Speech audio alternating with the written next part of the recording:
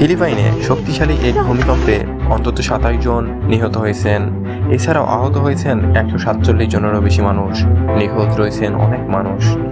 স্থানীয় সময় মঙ্গলবার রাত 9টা 50 মিনিটে দেশটির মধ্যাঞ্চলে এই ভূমিকম্পটির আঘাত হানে।